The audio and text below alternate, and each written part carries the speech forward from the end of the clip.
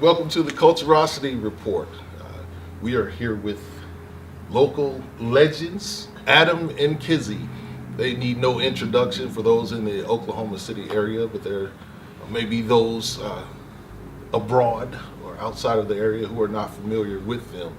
But we're happy to have you here.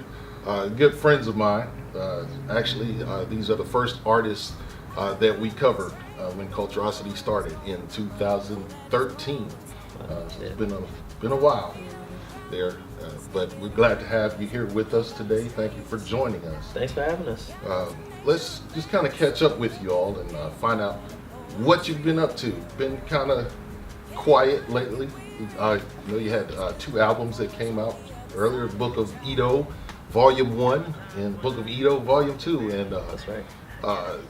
In terms of producing albums, we haven't heard very much from you all, and just kind of catch us up and let us know what you've been up to here lately.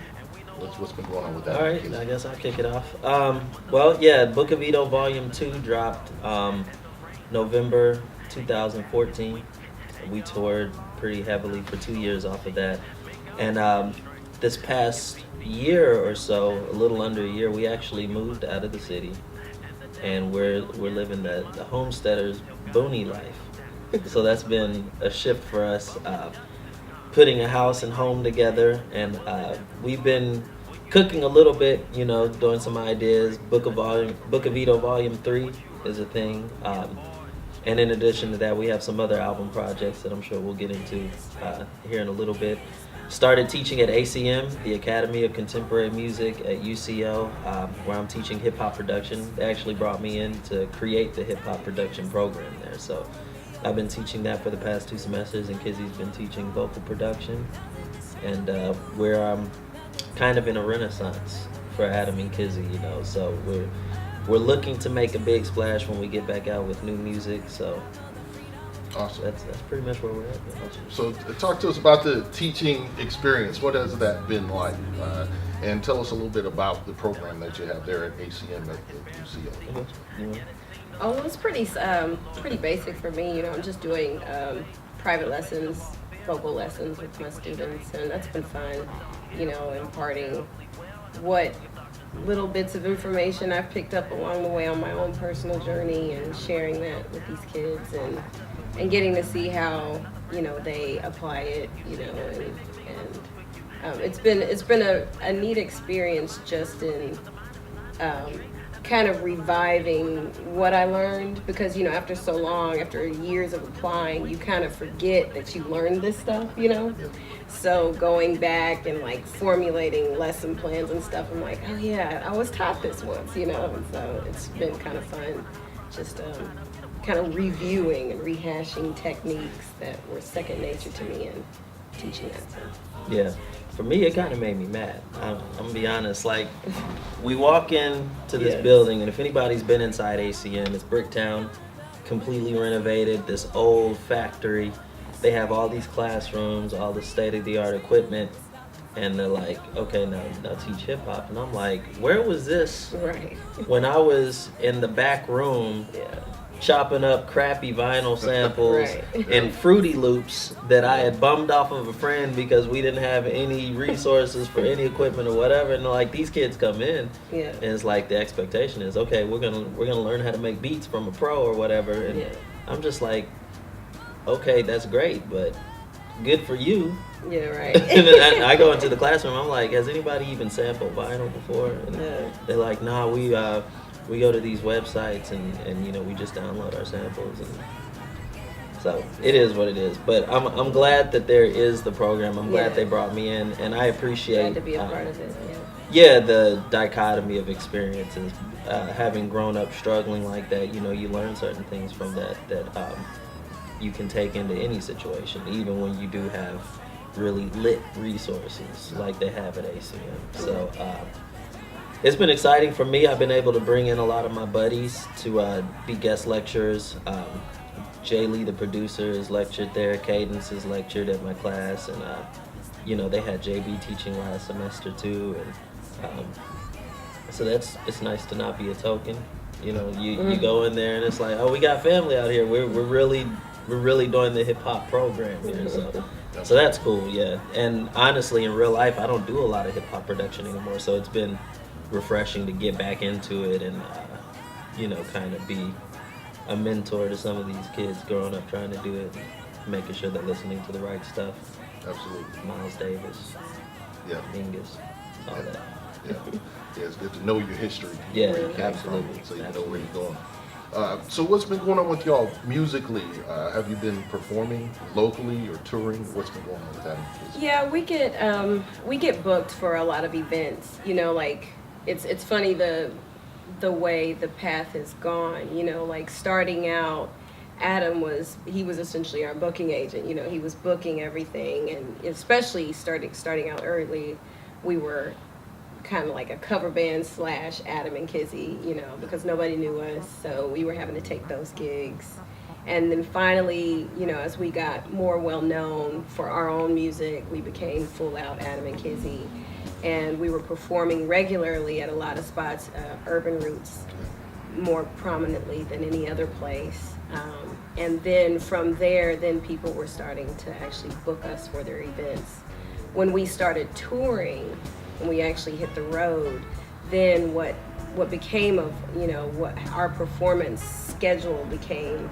We tour our music out on the road, and when we come back home, it's just more basically stuff that's been booked, where people have hit us up and say, hey, we've got this event, we would like for you to play.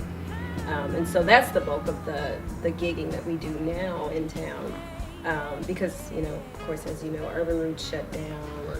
So, but Yeah, there's been a lot of transition that's happened because our main resources before was Urban Roots and our band. We always had a place to play here, and we always had a way to get out on the road. Urban Roots shut down. A year later, our van died. Yeah. So we've been and then our engineers moved away. The two engineers we've been working with, Jay Lee, the producer, and Aaron Tomasco at the Jazz Lab, have both moved. So it's really been interesting to see how God works in your life and how He puts you in different situations. And I'm always looking at it as like, okay, so here's where we're at. What are we supposed to get out of this? And so we looked at that situation. Yeah, because also around that same time we moved, and Exactly. also we started working at ACM. So it's like God is definitely shifting stuff around for us. Yeah. And we're just in this period where we're seeing how all of these chips are going to play out, But in the meantime, we're working on our new music that we plan to release soon. And not only that, we've been doing a lot of collaborating. So what people should be expecting here in the coming months is they'll probably hear a lot of us on other people's projects. And one that I'm particularly proud of is Jay Lee, the producer's album that's going to be dropping. We have a few songs on that, and I can't even say too much about it, but it's some new stuff. It's that new. Awesome. Yeah. We're definitely looking forward to that, and I want to talk about what you all have coming up. But before we do that, for the unindoctrinated, just want to kind of give them a little Adam and Kizzie history. All right. You all are husband and wife, which we should have said that, let you know that. You know what I'm saying? Absolutely. Hey, But just back out. how long have you been performing together? How'd you get started? Just kind of briefly tell us about your journey to get to this point where you are right now. We've been performing together since we reconnected. We're old time friends. Like we met each other back in high school, and we became really fast close friends. And then adult life, our paths separated. Shout out to the Class and Comets. Yeah, and then we reconnected in 2011, and romance bloomed just seemingly out of nowhere. We had no clue that was coming, and then we were married in 2011, end of 2011. And that progression. Yeah. was 8 months from Yeah, the time we right. reconnected to the time we got married. And by the time we were married, we were preparing to move to India, which was our first Right. gig. So fresh after marriage, 2 weeks after we got married, we were in India for 6 months. Professionally performing together. Yeah, so that was the first time we were performing together. Adam and Kizzie still wasn't quite a thing yet. We discovered while we were in India that we Yeah. had the same vision, you Yeah. know, and Adam and Kizzie really is just the first phase of the vision. Right. So we got immediately cracking on that, came back to Oklahoma City, did our first concert, and been pushing hard ever since. And that is, I guess that's the basis of how Yeah. Adam and Kizzie came I mean, together. like, we performed a little bit before that, you know, before we got married, but it was mostly like he has a jazz band, New Growth. Yeah. And I would kind of maybe like step in and sing a couple things with him, you know, but Yeah. it was really after we got married that. It's funny though, because back in the day, like, we wanted to be the Fugees. Oh, really? Like, the score had come out, and she was gonna be Lauryn Hill. Yeah, because when I we were was kids, gonna there was be one other Wyclef. guy. It was the Yeah. perfect scenario. Yeah, and then our friend D Brown, who he was the third member, Yeah. he probably thinks he was gonna be Wyclef. He was gonna be Prize. I was gonna be Wyclef, and so that was a dream going all the way back then. So it's interesting that, you know, Yeah. what has come to fruition, because just what was we, like I a- mean, yeah, we years down the road, we had completely moved away from that. You know, that Yeah, Kizzie seemed went and more worked like for just a childhood Disney. fantasy. Yeah. And yeah. then it turned into like an actual, like, we're a band. We're doing music together. We're literally living the dream. You So know, for of us, our like, childhood, so. our relationship and our music and the professional, like, we get asked all the time, is it hard to work with your spouse? Is it hard to, but that's all we know. Literally, like, music is as much a part of our marriage as, I don't know. As it is a part of us anything, yeah. individually, Yeah, you know? yeah. So It works. You know, everything like, kind of blends into everything else. Yeah. Being co-workers, husband and wife, musical collaborators, co-composers, bill payers, conflict resolvers. Yeah. Awesome. Yes. Awesome. Now, I mentioned earlier that you have 2 albums that Cop that. are out now. The Book of Edo, Volume 1, and Book of Edo, Volume 2. Kind of talk to us, and we want to hear a little bit more of that here very shortly here. Talk to us about Edo itself. Tell us, what is that? All right. Edo, people ask us all the time, what style of music do you do? And if we said jazz, that's true, but it's not the full truth. If we said we did soul, it's true, but it's not the full truth. If we said hip hop, gospel, R&B, if we said any of those things, they're all true, but neither of them paint the whole story. So the only accurate depiction we could give for what we do is to name it what in essence it is. Edo is short for freedom. And so just like I was saying before, how everything kind of blends into everything else. So our musical philosophy is the same as our life philosophy. So you take the good from everything and then you put it together. And when you do that, you find unexpected new avenues, you know. So it's like I can take this idea I might have gotten from Duke Ellington and rap over it, you know. And from that, like, you get a new perspective on what is true. So, like, that's our music, but it's also the life that we live, you know, moving out to the country. You know, that wasn't anything that was expected, but it was the right move at the time. So it's kind of like just a say yes mentality. When a door opens, you say yes, you go through it. So, like, musically, we try not to question too much about what we do, and we try not to adhere to any artificial genre markings, because that's really, those are just created to sell music. You know, that's for the music label people to say, okay, well, if you like this artist, you'll like this artist because there's some similar things going on, but the motivation behind it could be completely different. Like, Miles Davis and Dave Brubeck couldn't have been more different in the way that they thought about music and approached it, but they're always lumped together. And people always talk about Kinda Blue and Time Out as 2 classic 1959 Columbia records, you know what I'm saying? But they're totally different.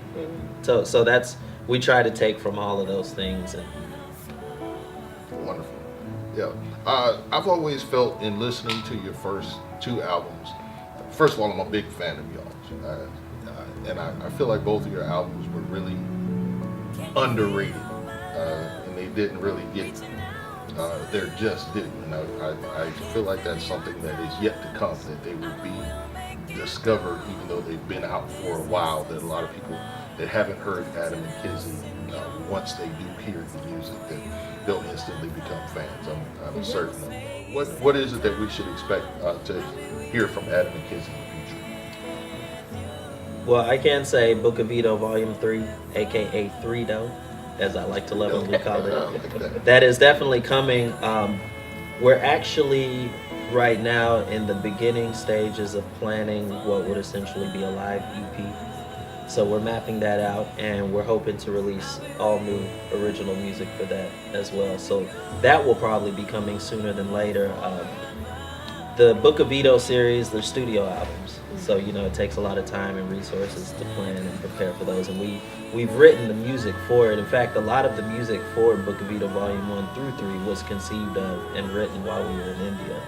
And so it's really just taking time to figure out how to put that down correctly. We like to believe, like you do, that when people hear it, it'll instantly make sense. It'll instantly jive with them. So to that end, another thing that we've been doing, like I mentioned before, is some collaborative things. So there's one really big project that I can't yet speak on, but I can say that if this happens, we'll be doing a full-length project with a prominent non-Oklahoma band that people in Oklahoma and all over the world are in love with. So we're really excited about the prospect of that, as well as some local projects. I've been talking a little bit with JB about doing some collaborations with him. So yeah, we're just trying Tony to. Foster, don't forget. Yeah, Tony Foster Jr. Tony Foster Jr. Incredible. He's working on his first album, and we are looking forward to maybe getting on that. Yeah, the creative juices are definitely flowing. Yeah. Mm-hmm. Brisket juice.